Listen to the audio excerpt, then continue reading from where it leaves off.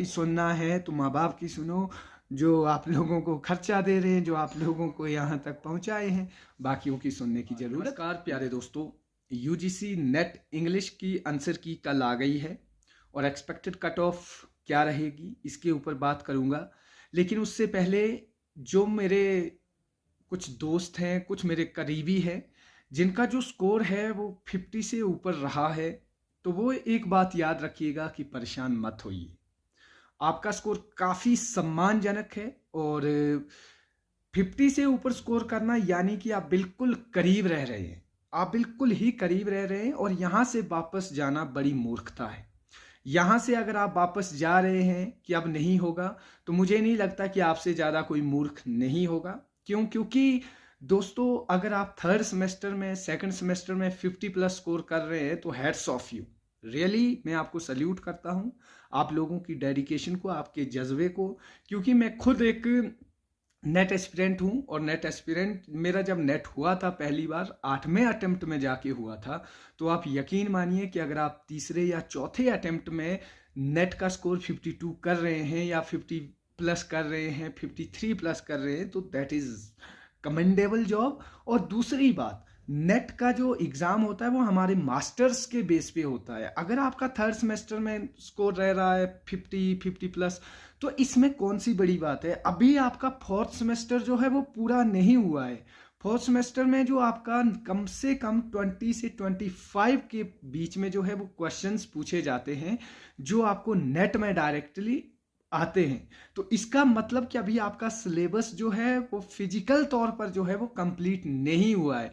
तो आपको वो क्लास में जब आप उसे पढ़ेंगे, आप समझेंगे, फिर जब आने वाला जो नेट एग्जाम होगा, फिर आपको लगेगा कि यार ये कितना इजी पूछा जाता था। वजह समझते हैं आप? वजह एक ही है कि अभी आप थर्ड सेमेस्टर में हैं, अभी आप सेकंड सेमेस्टर में हैं, अभी आपका फोर्थ सेमेस्टर आने वाला है। और दूसरी बात मत भूलिएगा कि आप लोगों का कंपटीशन आपके फोर्थ सेमेस्टर वालों के साथ नहीं, आपका कंपटीशन हम जैसे लोगों के साथ है, जिनका नेट हो चुका है, जो जेआरएफ के लिए जा रहे हैं। और नेट उन्हीं का बार बार हो रहा है जो जेआरएफ के लिए जा रहे हैं, और जो नए नेट है वो हार्डली 1 या 2% होता है।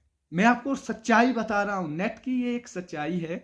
आप लोग इस झोल में, इस जाल में मत फंसिए कि जी मेरा स्कोर नहीं हो रहा है, मेरा स्कोर। आपका स्कोर काफी अच्छा है, जहां भी है आप, जिस कंडीशन में भी है, आपका स्कोर काफी शानदार है। सिर्फ वजह एक है, मैं आपको बता रहा हूं, नेट उन्हीं का बार बार होता है जो ऑलरेडी नेट है और वो जेआरएफ के चक्कर में है।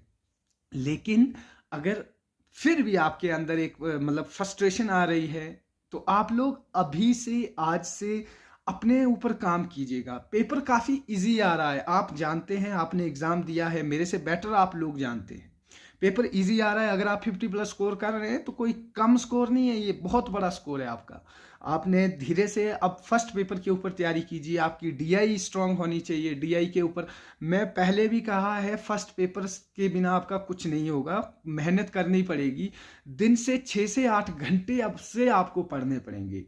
6 से 8 घंटे कुछ भी नहीं होते हैं, हर दिन का मतलब होता है, हर दिन आपको मतलब घर वालों से जो है लड़कर, ताना बाने सुनकर, समाज के, क्योंकि होता है समाज में प्रेशर, फालतू के लोग आपके पीछे पड़े होते हैं, ये कीजिए, फलाना कीजिए। उनको क्या पता है नेट जैसी परीक्षा क्या है? उन लोगों को क्या आइडिया है कि हम लोग कितनी मेहनत करते हैं? मेहनत जो करता है उसे ही पता होता है कि नेट जैसी परीक्षा क्या है। अगर इंग्लिश लिटरेचर में आप नेट क्वालिफाई कर रहे हो तो कोई बहुत बड़ी बात है। उन लोगों को क्या, उन लोगों को उस चीज़ की जानकारी ही नहीं है। उनके लिए नेट जो है एक, जैसे नॉर्मली मान के चलो हम जब एचपी टेट निकालते हैं, उनके लिए वो टेट ही जैसा है। जबकि दोस्तों आपकी मेहनत, और आप लोग जानते हैं, मैं जानता हूं कि एक इंग्लिश का नेट निकालने के लिए बहुत मेहनत लगती है। 8 से 9 अटेम्प्ट चले जाते हैं, कईयों के 12-13 अटेम्प्ट करने के बाद भी नेट नहीं होता है।